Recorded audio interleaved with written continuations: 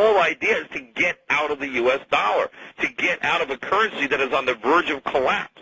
Because the people who don't get out, that just think they're playing it safe, that don't want to take any risk, so they keep their money in the dollar, they are going to be broke. They're going to be completely broke, and that is obvious. It's obvious to me that that's what's going to happen. And this is pure inflation, Latin American style. This is hyperinflation. This is Zimbabwe. This is the identical monetary policy. This is what the Weimar Republic did, and we're going to have the same result. And I am 100% convinced that anybody who has their wealth in U.S. dollars will be just as broke as the people who have their money with Madoff. It's not going to matter. It is going to be destroyed. And I don't know how much time you have. You know, with the dollar dropping 5% a week at this point, I don't know. Could the dollar snap back a little bit? Sure, of course. But what if it keeps falling? What if it's down 5% next week and 5% the week after that? And then what if it drops 10% and another 10%? Who knows? You know, at some point, a year or two from now, the dollar could be dropping 5% a day. You know that the inflation rate in Zimbabwe is over 100 million% per year. I can't even calculate what that is. But you know what? It didn't start off that bad. The dollar is now sinking on its own weight, and it's going to drop like a stone. And, you know, there's not a lot of time. So I'll keep exposing all these clowns with their media celebrity, but hopefully you saw the video on Meredith Whitney. It's very important, folks. If you think she's the only person, I'm telling you she's not. It's a typical pattern from the media. Every single person that they hype up, oh, they did this, they predicted this. I'm telling you right now, it's not true. In some situations, depending upon what they're talking about, they'll tell you, for instance, oh, well, Stanley Druckenmiller, he's a great fun. Or Jeremy Grantham. I did an article, actually, let me show you guys. I did an article showing this guy's a broken clock clown. He's been calling for a collapse in the market for 12 years, like Michael Burry. You listen to the media, and by the way, YouTube is 1 billion times worse than the media. All these YouTube fake investment gurus get their shit from the media. So it's funny. So you can see here, I typed in Peter Schiff, and guess what? Take a look. Remember what I told you earlier about Peter Schiff's been on YouTube for, I don't know, 13, 14 years, and given all the media exposure he's got, all the, you know, he's pumped everywhere, and he still doesn't, he only has 500, 600,000 subscribers. Why is that? Because he's tapped out the emotionally distraught, low IQ weirdos. And so the only way he's going to grow his channel is he's going to have to suck in some of the younger crowd that's not familiar with his bullshit and his terrible track record. Therefore, guess what he's doing? He's advertising. You see that? You see that? He's advertising. So the stealth bull market that Wall Street hasn't figured out yet. So Peter's whole thing is that everyone's wrong and he's always right. And the problem is that he's always wrong. He's always wrong. And the media keeps pumping him. Folks, this is media fraud. The media, and that lady, she's a fraud. She's a fraudster. Complete piece of trash. These people are lying to you. And I've got countless examples. Market Watch, CNBC, Barron's, Fox, they're all lying when they claim these guys predicted this and that. Folks, I've shown the track records. I'm going to show you a performance of his funds. Before we go into the funds, I'm going to show you some I mean, I've got hundreds and hundreds of these. These are just kind of what I found in one of my recent folders. So this is I would track Peter Schiff's funds every few years. And so you can see this is one of his funds. It's an international dividend fund. And this is from inception back, I guess, sometime in 2013. And this is through October 10th, 2021. Take a look. Peter Schiff will never go up against me on a neutral platform. Okay? Because he knows I've got his number. He knows I'm a top pro. What's he going to do? You see, Peter Schiff only goes up against snowflakes and like just dimwits. You think I'm going to back down to this guy? He won't do it. You see, Peter Schiff's kryptonite, his kryptonite is the truth. He will never go up against someone who's going to speak the truth and expose him. because he lives off of perception, false perception that's created from his media buddies. You understand? Media celebrity status, the same gimmick that they pull with all these reality TV shows. You understand? Shark Tank, all these people on Shark Tank are fucking frauds and failures and con artists. They're trying to reboot their career. Why do you think they're on Shark Tank? Why do you think Donald Trump did Apprentice for 12 years or whatever? He was doing no fucking business. He was making all his money on Apprentice. People that are successful aren't on TV. They don't have TV series. But the media is going to tell you, oh, well, they're great. And same thing with all these reality TV shows. Mark Cuban has never been successful. The guy's a clown. He's got a lot of money, but he was never successful. Mark Cuban was on there because he wants to get... Mark Cuban's been trying to get popular to run for president now for 10 years. He doesn't realize that people just don't like him. They don't like... Why do you think he stepped down from the Mavericks? Think about that. He sold his fans down the drain.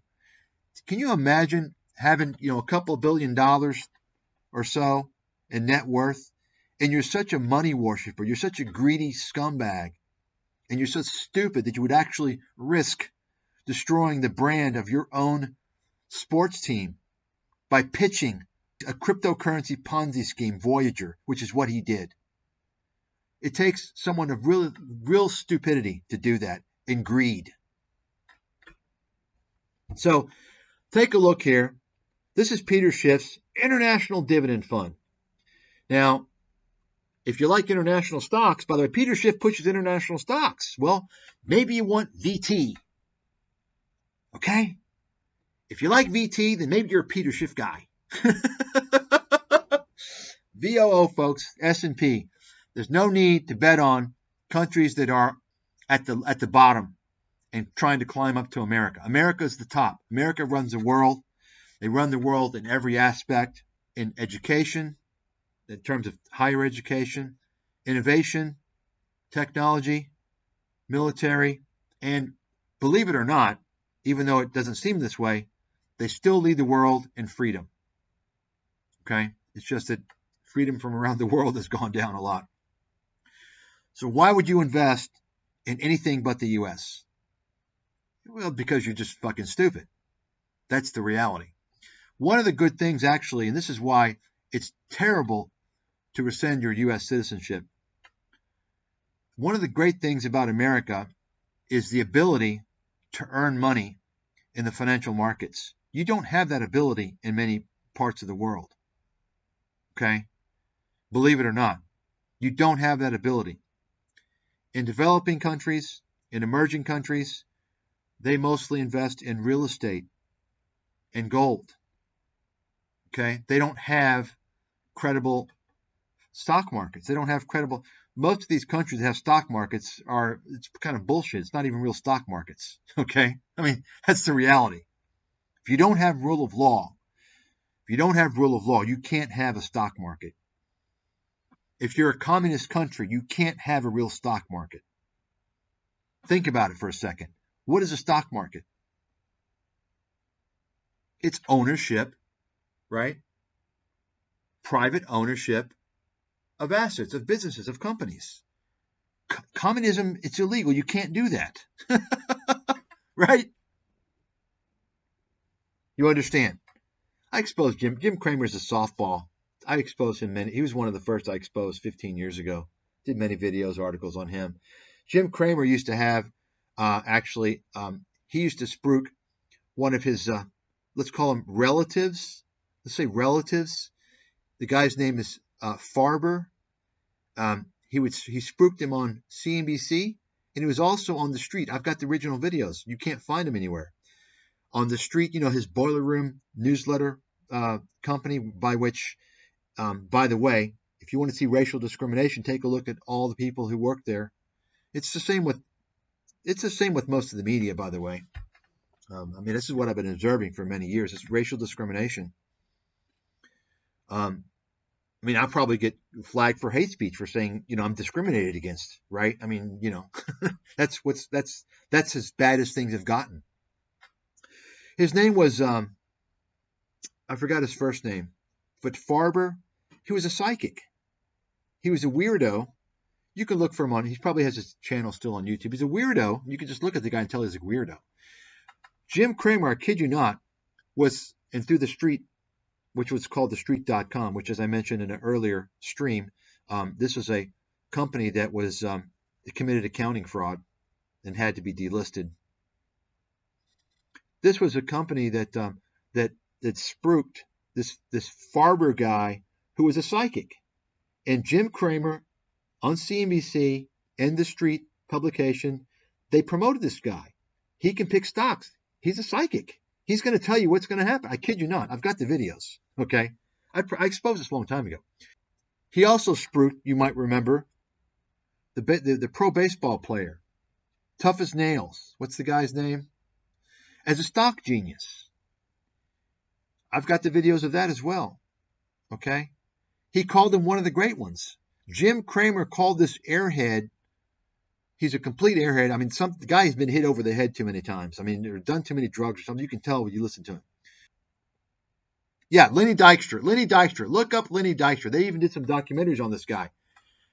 Jim Cramer was promoting this guy as a stock genius. And it turns out he was actually being fronted. He was getting options calls he was being given the calls from someone else. It was a scam. And Dykstra ended up filing for bankruptcy and, you know, all these things. He went to jail. All this complete fucking fraud. Okay. In fact, the Young Turks did a thing on him, I think. Yeah. Make sure and watch this later and then look into his story. Okay. I mean, it just tells you, folks, this is what we're talking about. The media is a complete scam enterprise. Okay. I'm telling you, YouTube is a billion times worse. YouTube is amateur media. Let's get back to Mr. Schiff here. And I must say, Peter is, you know, over the years, his dark red appearance is, I don't know. It looks like Peter has been drinking some alcohol. This is kind of what it looks like to me. Maybe I'm wrong. By the way, I've done a video on this two-part series. This Raoul Paul is a complete fraudster, complete liar, complete con man, and he's also a cryptocurrency disaster. And this guy as well, this Billy U guy, he's another one of these. He's promoted by Joe Rogan, so you know he's a fucking scammer. Okay, folks, look and see. Once again, if you want to detect the scammers, the bullshit artists, take a look at who they hang with. Anybody Joe Rogan is promoting is full of shit. Joe Rogan is the modern day Alex Jones. He's promoting disinfo. Okay, let me show you now. Let me get back to Peter Schiff. So we saw this. So let's take a look here. This is Peter Schiff's International Dividend Fund. Okay. It's down 12.5% since inception from 2013 to 2021. We'll take a look at it here shortly. Here's GLD. That's the gold ETF that outperforms Schiff's gold fund. And then the S&P 500. Take a look. The red, 177%. Okay. Let's take a look at another one. This is the Schiff Gold, Europac Gold Fund versus GLD, which is the gold ETF. So the Europac Gold Fund underperformed GLD. GLD outperformed the Euro-Pacific Gold Fund by more than 100%. It more than doubled its performance. Look at that, 15% versus almost 35%. This is since inception 2013 through the end of 2021. Think about that. Versus the S&P 178%. Now, why am I even mentioning the S&P 500, by the way? Because I know what Schiff's going to tell you. He's going to say, well, you got to look at the MSCI benchmark. By the way, you're not going to hear this by anybody else, probably. You all know MSCI? That's the benchmarking company. It stands for Morgan Stanley Composite Index. It used to be Morgan Stanley launched a long time ago, and they sold it off. It's kind of like S&P. They work with S&P. They have all the benchmarks. It's kind of a scam. It's basically a way for funds to, I mean, there's no need for a benchmark for everything. Okay? I'm not going to get into that right now, but let me continue with this. Let me show you more here. So, here's one. there are hundreds and hundreds of these calls that I have. I've got them in my archives. So back in October 24th, 2009, you can look it up. This is from an interview. See, that's the only good thing about ScamTube, is that the only good thing is that you can archive old news articles, old news reports from CNBC and so on and so forth to point to someone's track record. Now, it doesn't work with people like Meet Kevin and so on and so forth because they delete their videos, they hide their videos, or in the case of Tom Nash and Graham Stephan, they re-edit their videos. I'm going to be releasing the Graham Stephan video where he splices out his endorsement of FTX, which is actually illegal. Graham Stephan, I caught this last year. Graham Stephan has violated the law. He's guilty of evidence tampering. And I actually looked up the law in Nevada. Evidence tampering. You're tampering with evidence. Graham Stephan is being investigated. He's also in a class action lawsuit. He's being investigated by the securities regulators because of, he was involved in FTX, which is, selling unregistered securities.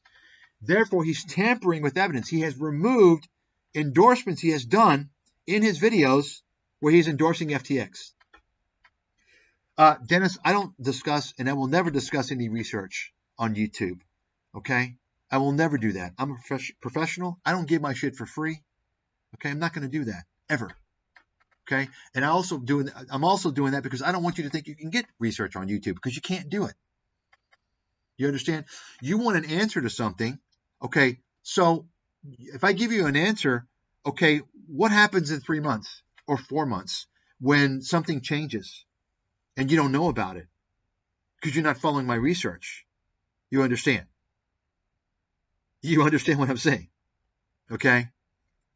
There's no set in stone. Research is subject to change constantly based upon new information and new analysis. You understand?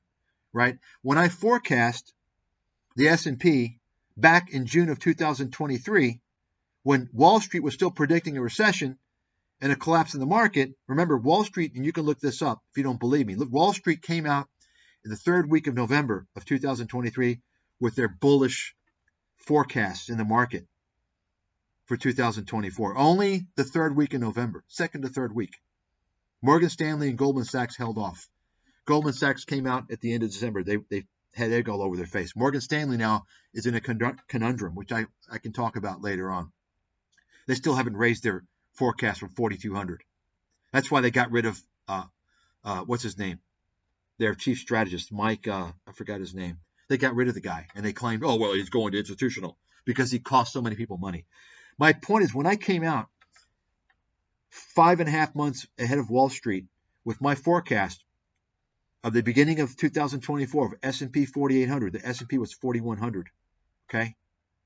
Now, of course, I've since revised my forecast. But you understand my point? Forecast research is subject to change. Okay? So when you ask somebody about something, it's not, telling you something now is not going to do you any good. Other than if I give you a broad, longer term analysis, such as, what I said before a couple of years ago when I talked about China's in deep trouble.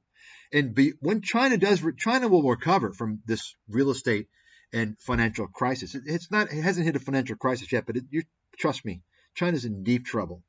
Just that you guys don't realize it because their markets are closed. You see, they can hide a lot of what's going on. Eventually, they're going to have to print a lot of currency, and their currency is going to get in trouble. But China, once they get out of this, eventually they will. Life goes on. That's not the big problem for China. The big problem for China is its long-term future, its long-term fate is very problematic. Now, if you're a simpleton chump, then you're going to say, oh, it's demographics. No, it's actually not demographics. Okay, it's not demographics. That's just one piece of the puzzle. Anyway, so take a look here. In 2009, October, this was basically about 4 months after the market bottoms, 5 months, whatever, from March 10th, 2009, When the Dow hit 6,500, which I predicted in my book, by the way, chapter 17 of the 2006 original book, I talked about a Dow 6,500 2 years before, two and a half years before it happened. And then I wrote on that day to start buying for the first time. In other words, I wasn't telling people to buy all the way down. That was the first time. Yes, I nailed the bottom. Peter Schiff is coming out. You can see where the dollar was obviously the dollar collapsed close to the stock market. The dollar collapsed. Peter Schiff is coming out and saying the dollar is going to continue to collapse. And it's going to be worthless. Okay, it's going to be worthless. Hyperinflation, he's saying. The whole idea is to get out of the U.S. dollar, to get out of a currency that is on the verge of collapse. Because the people who don't get out, that just think they're playing it safe, that don't want to take any risk, so they keep their money in the dollar, they are going to be broke. They're going to be completely broke, and that is obvious. It's obvious to me that that's what's going to happen. And this is pure inflation, Latin American style. This is hyperinflation. This is Zimbabwe. This is the identical monetary policy. This is what the Weimar Republic did, and we're going to have the same result. It is sheer bullshit. They're just trying to scare us into thinking that the government needs to save us. Would anybody get on a plane if they knew the pilot didn't know how to fly? Right? Would you want to go on a plane if you knew going in the guy flying the plane was completely clueless? He was just going to wing it? You know, no pun intended. Would you get on that plane? Of course not. Well, and I am 100% convinced that anybody who has their wealth in U.S. dollars will be just as broke as the people who have their money with Madoff. It's not going to matter. It is going to be destroyed. And I don't know how much time you have. You know, with the dollar dropping 5% a week at this point, I don't know. Could the dollar snap back a little bit? Sure, of course. But what if it keeps falling? What if it's down 5% next week and 5% the week after that? And then what if it drops 10% and another 10%? Who knows? You know, at some point, a year or two from now, the dollar could be dropping 5% a day. You know that the inflation rate in Zimbabwe is over 100 million% per year. I can't even calculate what that is. But you know what? It didn't start off that bad. The dollar is now sinking on its own weight, and it's going to drop like a stone. And, you know, there's not a lot of time. The bonds are going to collapse. Nobody's going to want them because the money's going to have no value. I mean, think about it, right? What's worse than owning a dollar today? Having the promise to be paid $1 in 30 years.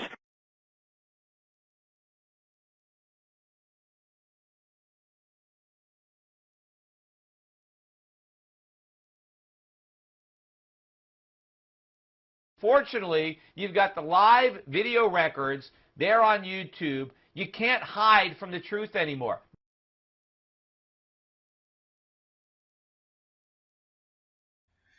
Anybody old enough to remember the hyperinflation? Peter Schiff continued that hyperinflation narrative for many, many, many, many years. I'm unsure when he officially kind of stopped it. I don't think he really has because, you know, now that we have inflation, he brings back the hyperinflation thing.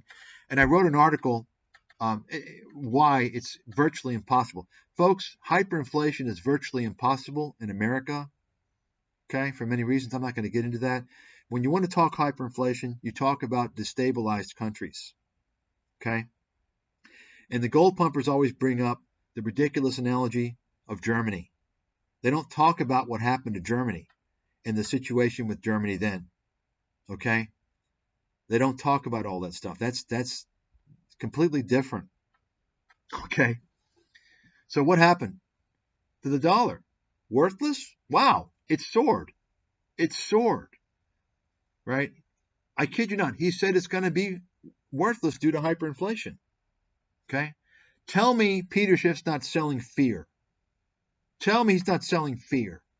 Okay. Now, if you go through and listen to Peter Schiff's rants over the years, and I have a good amount of footage, video, audio, and pictorial. If you go through and listen to that, and you listen to the type of nonsense, for instance, gold protects the value of your currency. Anybody remember Peter Schiff with his Valcambi, selling his Valcambi scam?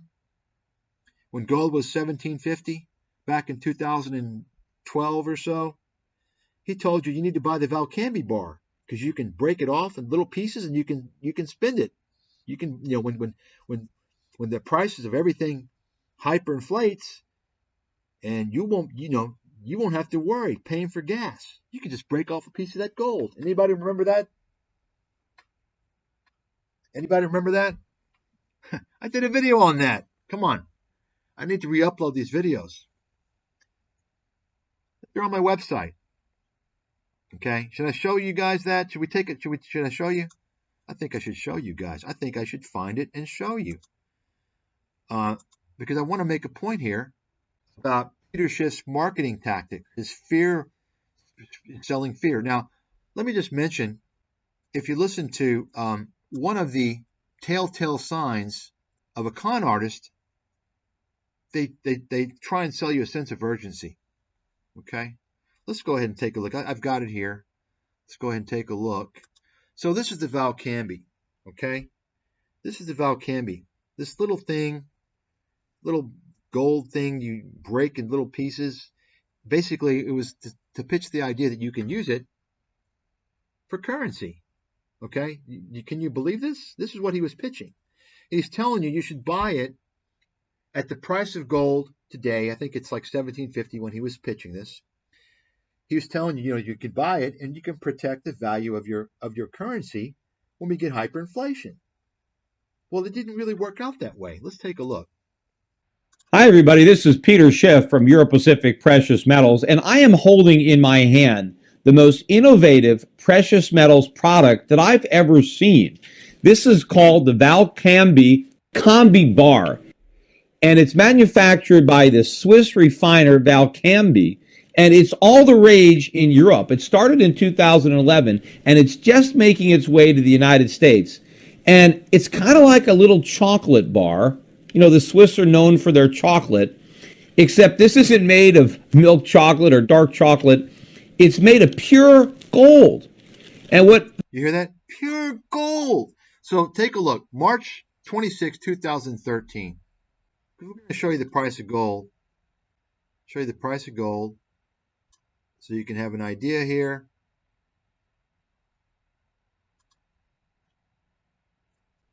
Okay, so this is the 20-year chart. Here we are, right here. Here's where gold was, okay? See that? Towards the peak. And look what happened. It collapsed and was down for it took almost 10 years to get back to where it was. Okay? So I want to show you that. So go ahead and listen. It's like a chocolate bar. What makes it like a chocolate bar is it has these little tiny little squares that you can break off. The bar in itself is 50 grams of 0.9999 fine gold, which is about 1.6 ounces. But you can break it up into 50 1-gram bars, and they're all identical and they're all marked. Now, at today's price of gold, about $1,600 an ounce, the melt value of this bar, is about $2,500. And that means each individual 1-gram bar is worth about $50. I can take this bar gold, I could just put it here in my wallet with my other credit cards, and I can close it up, put it in my pocket, and I've got $2,500 in my wallet, and I can spend as little as $50 worth at a time. So what I'm going to do now is I'm going to demonstrate exactly how you go about breaking your Valcambi Combi Bar. I'm going to break off one bar. I'm not going to listen to them. I'm going to talk while he's doing this. I mean, can you imagine? Can you believe this? He's trying to, think about this. He's trying to convince people to use this little gold thing and carry $2,500 in their wallet and break it off. Who's going to take it? Who's going to take it? Show me who's going to take it at the store. 5-gram stick. That's $250. This little strip right here, all by itself, is worth $250. Now, as you want to spend this little strip, what you can do is you can break it down further one at a time. So I'm just going to snap one off. Okay, great. Guess if you take a Who knows? Notice $50. notice how like he's dumbing this down. Like, here's what you do: you snap this off. He knows his audience, folks. These guys know their audience. They're fucking stupid people. That's the audience. You know. Federal Reserve note. Today they both have the same purchasing power. Who knows what tomorrow holds, but I know that this little gram has real intrinsic value, and it represents all the effort required to mine it. What about this 50? Nothing. The Fed runs them off the printing press. It doesn't cost much. It doesn't matter what number they put on the bill. Here's a $100 bill. There's no real difference between 100 and 50. They're the same size. It costs the same amount to make this bill as that bill. You hear that? Can you believe that? He's telling you it's the same. A 50 and a 100 are the same.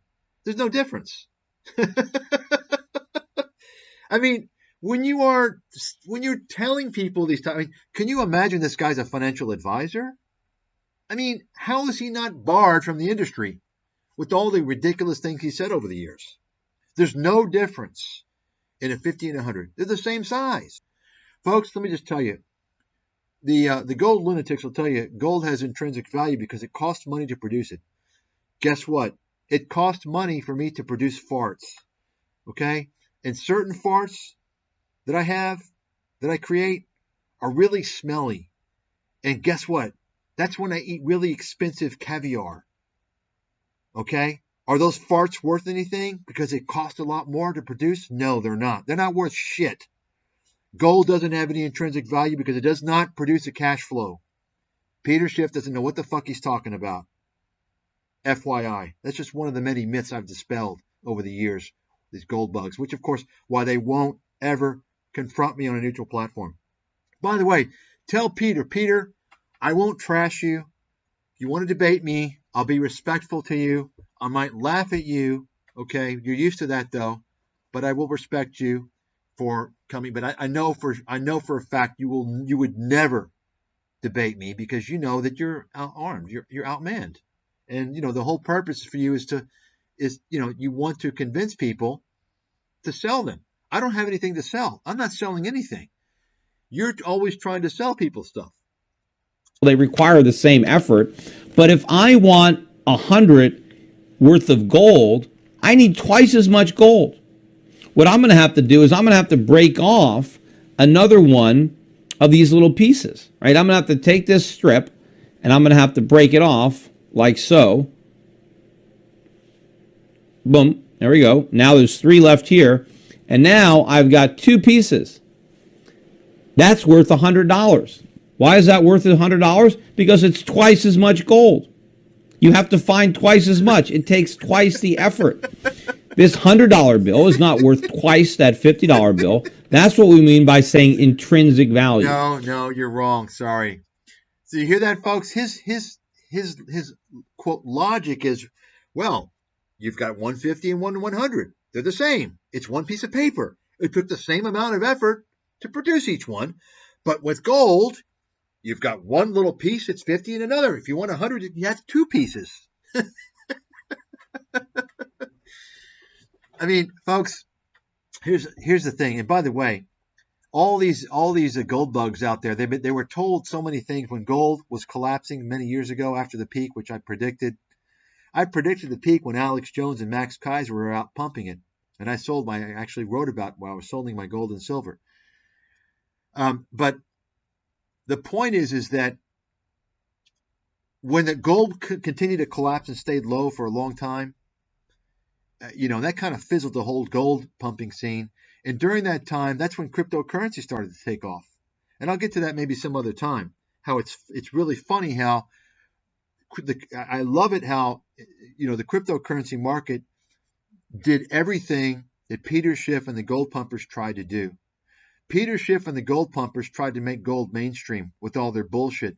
And actually, cryptocurrency did exactly that. And that's why Peter's so pissed off now at cryptocurrencies. But first and foremost, he's pissed off. You know why? Because he can't make money selling cryptocurrencies. You understand? He can make money selling gold. But he can't make any money selling cryptocurrencies. That's what it's all about. Whatever he can make money selling, that's what he's all about, folks. Okay? He's not about anything else. This guy is He's a money magnet. He worships money. He doesn't give a shit about being wrong, about being honest, about doing good for people. Based upon his funds, I mean, look at the funds. I mean, why are you still running these funds? We're going to take a look here shortly. All he cares about is filling his fat ass pockets. And you have people that live and die for this guy. They'll take a bullet for him because they're so fooled. So when you have this, when you have these little strips, when you have this bar, you have real money. You have something with intrinsic value. That's real money, you see? You have something that must be mined. You don't have something that can be printed. So what these guys were saying, by the way, because they got these ideas from the gold pumping kingpins, like Peter Schiff and all these other guys. What they're saying is, oh, well, gold can't go any lower because it costs $1,400 to mine. Therefore, it can't go below $1,400. This is what they were thinking. It shows you how stupid they are. Anybody know why? That's just complete stupidity. Anybody? I mean, you can apply this to the semiconductor space. You could apply it to any commodity space, in fact. The mentality is stupid because you know what happens? Yeah, it doesn't matter how much it took to mine the gold. That's why companies, they fucking go bankrupt, okay? That's what happens. When you spend too much, you can't sell it, and you get in debt, you go bankrupt. Fed could print all these they want. They can put as many zeros as they want. They could put $1 trillion. They can have $1 trillion bill. It won't matter. But they can't produce this. They can't tax this with inflation. This is real money. What can you do with this? I mean, you could basically fill up your car with gas. You can get a tank of gas. Some of you, if you have a big SUV, you might have to break off a second square. You might need 2 squares. But the point is, let's say there's a lot of inflation. Let's say at some point in the future, a few years from now, maybe it costs $200, $300 to buy a tank of gas. I bet during that environment, you can still fill up your car with one of these babies. Now, maybe the gas station owner, maybe he doesn't want more paper. He wants something that retains its value. Maybe he would prefer to be paid in real money, in gold, than funny money, than fiat money. In fact, maybe there'll be a long line for gas if all you got is paper money, but maybe you go to the head of the line. Maybe there's a separate pump if you've actually got one of these. And it might apply for all sorts of things. You can take these to the supermarket. You can barter them individually. So what he's saying, basically, it's shocking that he's not being investigated by federal authorities. He's basically trying to convince people to use gold over money. And he's basically creating scenarios by showing you visual imagery that this is a possibility. People, they're going to want, you're not going to have to wait in line. I mean, can you believe this nonsense? Well, of course, he wants to sell you this Valcambi garbage, and he gets a nice commish. It's all about the commish, folks. That's why, one reason I got banned by the alternative media. You know why I got banned by the mainstream media? Because, of course, I exposed all the inconvenient realities which panned out. The free trade scam, which nobody knew about until Trump started talking about it 10 years after I wrote about it. The national security threat to the U.S. based upon China trade. I exposed all that. Wall Street, everything. The financial crisis, I exposed all that stuff. Illegal insider trading from Wall Street. But guess what? I got banned from the alternative media as well. Now think about the alternative media. So you probably don't know this, but the alternative media, they're the gold pumpers. They're the gold pumpers, okay? Alex Jones had Peter Schiff on his show many times. In fact, I released some videos showing Peter Schiff was actually violating securities laws because he basically allowed Alex Jones, and maybe he fed him the script, it doesn't matter. He allowed Alex Jones to announce that Peter Schiff Peter Schiff's he has billions under management. When you are saying that, you're lying about the assets under management. You can get kicked out of the industry. In fact, there was a guy, a scam artist, who did get kicked out of the industry for doing that. In fact, the scam artist that did get kicked out of the industry, guess who he was? His name is Chip Hanlon. He was Peter Schiff, Euro Pacific Capital, former COO, who was running a company called Delta Global Financial. who the chief economist was Mike Pinto, if you know that broken clock clown. Folks, I know the whole fucking shebang, okay? This was like 10 years ago, 12 years ago. Delta Global Financial, Chip Hanlon. I did exposés with all these guys. I covered all this shit 15 years ago.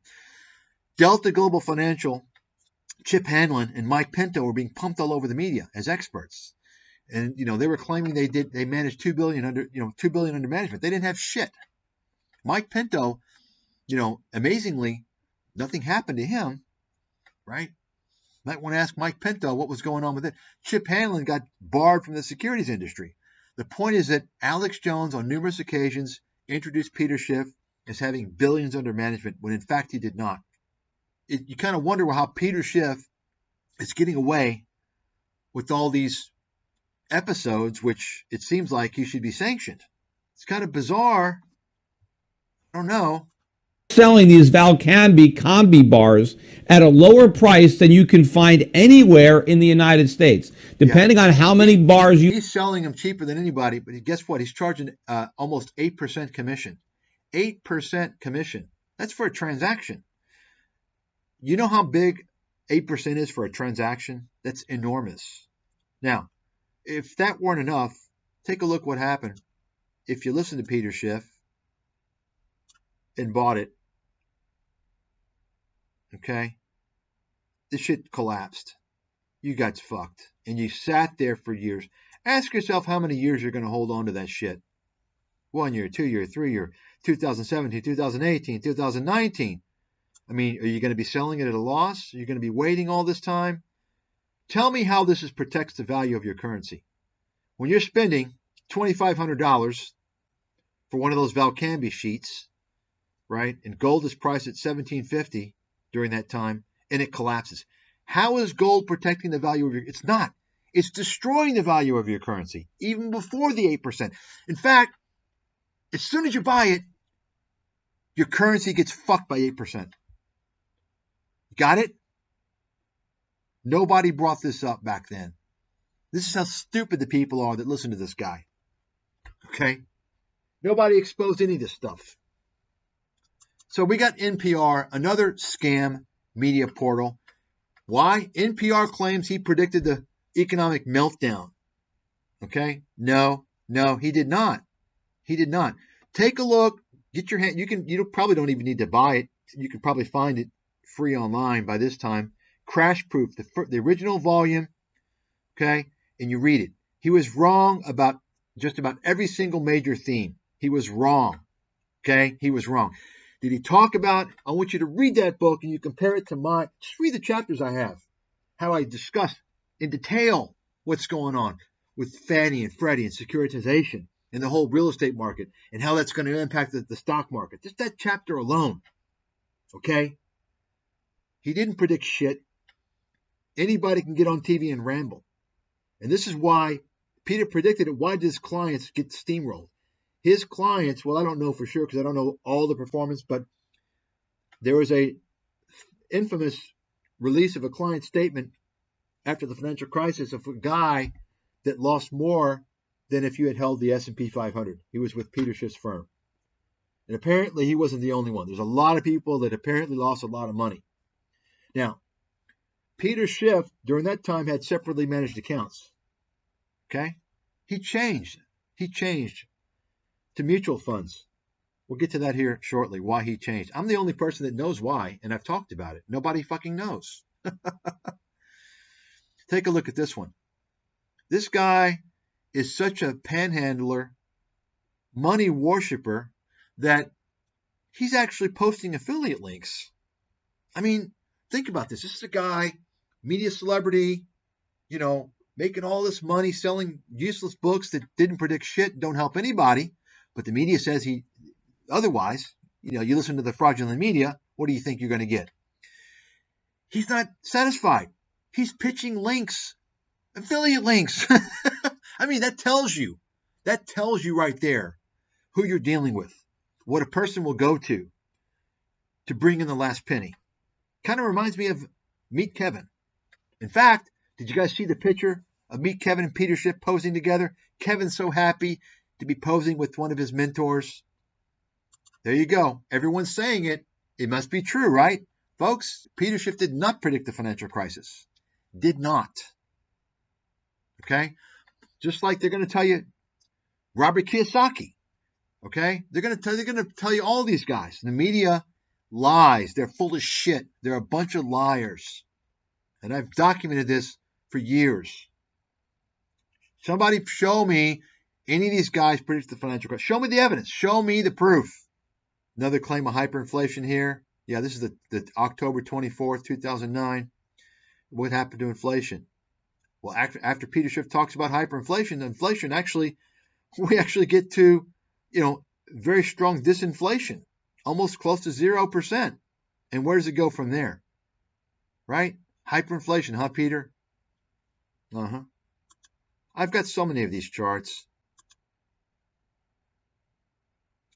Here's Alex and Peter. Now, in this, you can see, this is one of the videos where Alex Jones is introducing Peter Schiff as saying he manages billions of dollars. Now, you can look at the records. Peter Schiff was managing maybe 400 million at the time or something like that. Okay, you can look it all up because I certainly did. You can't do that. That's fraud. Peter can't say, "Oh well, he said it." Folks, you understand? These guys, they give them a bio. They give them what to say, how to introduce them. Even if Alex did not read a bio, Peter is responsible. He's responsible for correcting Jones. Say, "Well, no, I manage this amount." Many times he said this. For this alone, he should be kicked out of the industry. But apparently he's got a privilege, a special privilege. Another one. This is funny. Peter's always trashing NFTs and Bitcoin. You all know he ended up selling an NFT. See, when Peter finds out he can make money on something, it doesn't matter. He'll flip-flop.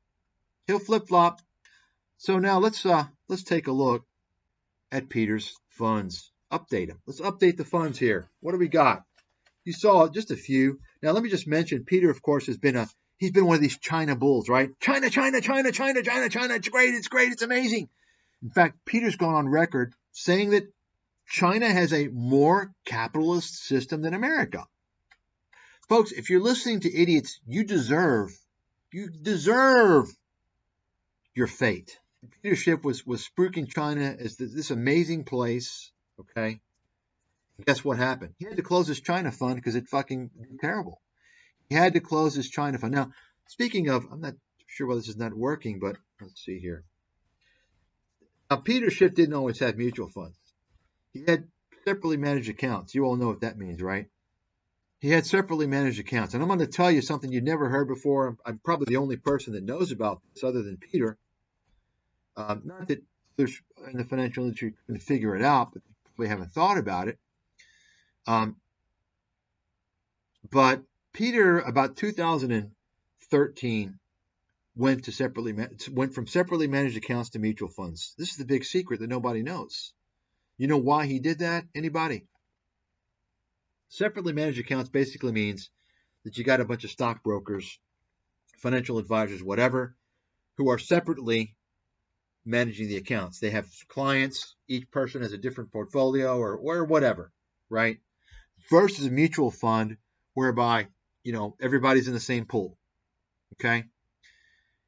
Here's what I believe, and I have evidence to back it up. I believe Peter Schiff went to from separately managed accounts to mutual funds to avoid a potential landslide in legal action, lawsuits due to performance and suitability. Okay? That's what I believe. You see, what very few people know, and I can guarantee you nobody on fucking YouTube knows this, okay? Mutual funds, it's almost impossible to get sued. Okay? It's almost impossible to get sued if you're in a mutual fund. See that? It's actually pretty easy to get sued if you're in a separately managed account, especially if there's a suitability issue. Okay? So, and in reality as well, people can claim things, and if they claim, they can lie. And but a mutual fund, it's almost impossible. I'm not going to get into the reasoning, But one main reason is the mutual fund industry still remains virtually unregulated. There's a lot of bullshit going on. That's what I believe happened. You see, because Peter Schiff, the last thing he would want to do after his performance got out from this client, right? Because that made big waves. Why would he now, his performance is being shown to the world, right? Well, it's to avoid lawsuits. I'm confident that's why. I'd like Peter to address that. Okay? I think that's why. And not just Peter. I'm talking his whole firm, by the way, not just Peter. Okay? Talking his whole firm. So here you go. This is the Peter Schiff's emerging markets. Okay? So this is since inception here, 2011. Okay? So where is it? What? 14 years later. 14 years later. Anybody want to tell me where it is 14 years later? Now, keep in mind, we're talking big-time fees. Anybody remember what I said? Like a valuable lesson about emerging markets and why this pointed to why you don't want to be in some bullshit fund like VT. In fact, I told everybody, if you want to invest in the emerging markets, I said buy S&P. And what country did I tell you to buy? Anybody remember that? I said India. I said India. Okay? Which I've been bullish on for quite a long time. Been a great play. You understand? You understand well why people would want to pay thousands of dollars to hear me, my advice, my recommendations, my analysis for 1 hour. You understand that why now? We're talking world class, folks. Funds pay me several thousands of dollars. Okay? This is simple shit. I'm giving this away for free. The reason why, since you all don't remember why, I'll go ahead and tell you. The reason why I said this is because emerging markets are very volatile. You understand what that means? There's times to be in the emerging markets, like when I recommended China in 2006, and times to be out, like when I recommended to sell before the collapse, right when the collapse was happening, and right when I recommended to get out a few years ago. You understand? They're volatile. There's times to be in and times to be out. You don't hold emerging markets, generally speaking, you don't hold them long term because they're volatile. You're not going to get capital appreciation, generally speaking. Okay? Anybody remember me saying that? Anybody remember me? Where else are you going to hear that? You're never going to fucking hear that anywhere else from anybody. That's my own. That's for me. Okay? You will have people copy me from now on. How do I know this? Because I've been around the fucking game for a long time. And I'm a world-class analyst. This alone is worth a fucking fortune, what I'm telling you. There's times to be in the emerging markets and times not to be in. If you want to remember that, just take a look at Peter Schiff's Emerging Markets Fund. Look at that. You've gotten zero. You've gotten zero for 14 years. Zero returns. But guess what? Peter's made money charging you, dinging you with high fees. You're going to be paying it minimum 1.5%.